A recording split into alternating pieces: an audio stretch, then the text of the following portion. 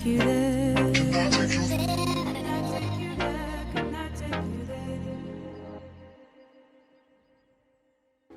Assalamualaikum warahmatullahi wabarakatuh. Salam sejahtera untuk kita semua. Sebelumnya, perkenalkan, nama saya Widya Trihastuti. Pada kesempatan kali ini, saya akan membawakan materi mengenai bisnis internasional yang terbagi menjadi 3 topik bahasan. Yang pertama yaitu aktivitas-aktivitas bisnis internasional, kekuatan-kekuatan yang mendasari bisnis internasional, dan definisi dari politik nasional. Tanpa banyak basa-basi, langsung saja kita pada pembahasan yang pertama yaitu mengenai aktivitas bisnis internasional. Aktivitas bisnis internasional dimulai dari adanya perdagangan antar negara. Seperti yang kita tahu, setiap negara itu pasti tidak bisa memenuhi seluruh kebutuhan rakyatnya. Untuk memenuhi kebutuhan yang tidak bisa dipenuhi oleh negara itu sendiri, maka perlu diadakannya perdagangan internasional. Kegiatan perdagangan internasional atau perdagangan antar negara sering dinamakan dengan kegiatan ekspor atau impor. Ekspor sendiri berarti menjual produk dari dalam negeri ke luar negeri, sedangkan kegiatan impor merupakan kegiatan membeli produk dari luar negeri untuk dipakai sendiri di dalam negeri. Dalam aktivitas ekspor impor terdiri dari 2 jenis perdagangan, yaitu yang pertama perdagangan tangible, yaitu perdagangan barang atau jasa yang berwujud seperti pakaian, alat elektronik, dan bahan mentah. Lalu yang kedua ada perdagangan intangible atau perdagangan barang atau jasa yang tidak berwujud seperti kegiatan jasa keuangan. Adapun aktivitas bisnis internasional diantaranya adalah kegiatan ekspor. Seperti yang sudah saya jelaskan di awal tadi, kegiatan ekspor merupakan kegiatan menjual produk-produk yang dibuat di dalam negeri untuk dijual kembali ke negara-negara lain.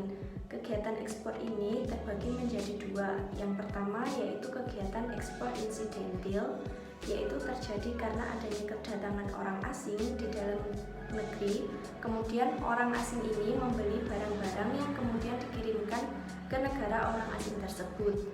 Lalu yang kedua ada kegiatan ekspor aktif, yaitu hubungan bisnis yang rutin dan terus berlanjut yang semakin lama akan semakin aktif.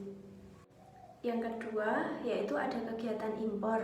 Impor adalah membeli produk-produk yang dibuat negara-negara lain untuk digunakan atau dijual di dalam negeri. Impor ini bertujuan untuk memenuhi kebutuhan rakyat dalam suatu negara yang negara tersebut tidak bisa memenuhi kebutuhan tersebut. Lalu yang ketiga ada lisensi.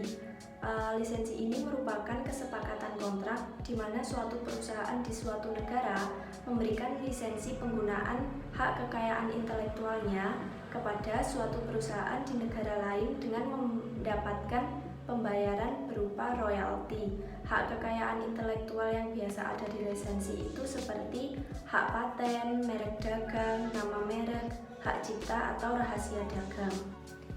Yang selanjutnya ada waralaba atau dapat dikatakan sebagai suatu bentuk khusus dari lisensi. Waralaba dapat terjadi apabila suatu perusahaan di suatu negara memberikan wewenang kepada suatu perusahaan di negara kedua untuk menggunakan sistem pengoperasiannya dan juga nama merek, merek dagang, dan logo dengan mendapatkan pembayaran berupa royalti seperti lisensi. Lalu aktivitas yang terakhir dalam bisnis internasional adalah kontrak manajemen. Kontrak manajemen ini merupakan kesepakatan di mana suatu perusahaan di suatu negara setuju untuk mengoperasikan fasilitas atau memberikan jasa manajemen lain kepada perusahaan di negara lain dengan mendapatkan imbalan seperti yang sudah disepakati. Untuk materi yang kedua yaitu membahas mengenai kekuatan-kekuatan yang mendasari dalam bisnis internasional. Kekuatan-kekuatan yang mendasari dalam bisnis internasional berorientasi pada manajemen atau sering disebut manajemen oriented. Dalam hal ini ada 3 orientasi yang menjadi pedoman dalam bisnis internasional.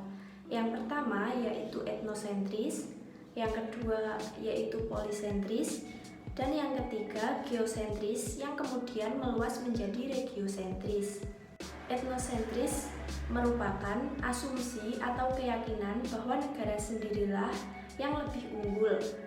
Seseorang yang memiliki orientasi etnosentris melihat persamaan di dalam pasar dan percaya bahwa produk dan kebiasaan yang ada di dalam negerilah yang lebih unggul. Karena itu, produknya harus dipakai di mana-mana. Dalam perusahaan etnosentris, operasi di luar negeri dianggap kurang penting dibandingkan domestik, terutama dilakukan untuk melempar kelebihan produksi domestik. Yang kedua, ada polisentris. Polisentris ini merupakan kebalikan dari etnosentris, di mana keyakinan ini berpendapat bahwa setiap negara itu unik dan berbeda-beda untuk meraih kesuksesannya dan harus dapat menyesuaikan diri dengan keunikan dari setiap negara tersebut. Di dalam tahapan polisentris, anak dari perusahaan didirikan di pasar luar negeri. Nah, setiap anak perusahaan ini beroperasi secara independen dan menetapkan tujuan dan rencananya sendiri. Pemasaran kemudian diorganisasikan dengan dasar negara per negara, dengan setiap negara mempunyai kebijakan pemasaran yang unik. Pada geosentris dan regiosentris, perusahaan memandang bahwa wilayah regional dan seluruh dunia sebagai suatu pasar dan mencoba mengembangkan strategi pemasaran yang terpadu secara regional atau dunia. Nah, tidak terasa kita sudah menginjak pada pembahasan yang terakhir, yaitu mengenai definisi dari politik nasional. Sebelumnya, apa sih definisi dari politik itu sendiri? Kata politik ini berasal dari bahasa Yunani yang memiliki arti kesatuan masyarakat yang berdiri sendiri. Nah, sedangkan dalam bahasa kita atau bahasa Indonesia, politik ini merupakan kepentingan umum warga negara yang juga terbentuk menjadi suatu rangkaian asas, prinsip, keadaan, dan alat yang digunakan untuk mencapai tujuan tertentu seperti yang dikehendaki. Dengan demikian, dapat diambil kesimpulan bahwa politik ini membicarakan hal-hal yang berkaitan dengan negara, kekuasaan, pengambilan keputusan, kebijakan atau policy, dan distribusi atau alokasi sumber daya yang ada. Dari pengertian politik tadi, apa sih definisi dari politik nasional? Politik nasional dapat diartikan sebagai kebijakan umum dan pengambilan kebijakan yang tujuannya hampir sama dengan politik, yaitu untuk mencapai tujuan suatu cita-cita dan tujuan nasional dari sebuah negara. Dengan demikian, dapat dikatakan bahwa politik nasional ini merupakan asas, haluan, usaha, serta kebijakan negara tentang pembinaan berupa perencanaan, pengembangan, pemeliharaan, dan pengendalian, serta penggunaan kekuatan-kekuatan nasional yang bertujuan untuk mencapai tujuan nasional. Dari ketiga topik bahasan di atas, maka dapat ditarik kesimpulan bahwa awal mulanya ada aktivitas bisnis internasional ini dikarenakan karena adanya perdagangan internasional. Nah, aktivitas bisnis internasional sendiri yang utama sebenarnya hanya ada ekspor dan impor. Namun, seiring dengan berkembangnya dunia bisnis dan perekonomian, maka aktivitas bisnis internasional menjadi lebih bervariasi. Adapun kekuatan-kekuatan yang mendasari bisnis internasional menurut BI terbagi menjadi 3, yaitu etnosentris, polisentris, regiosentris, dan geosentris. Bisnis internasional sendiri juga tidak lepas dari politik nasional dari negara tersebut. Politik nasional merupakan aktivitas politik yang berkaitan dengan kebijakan umum dan pengambilan kebijakan.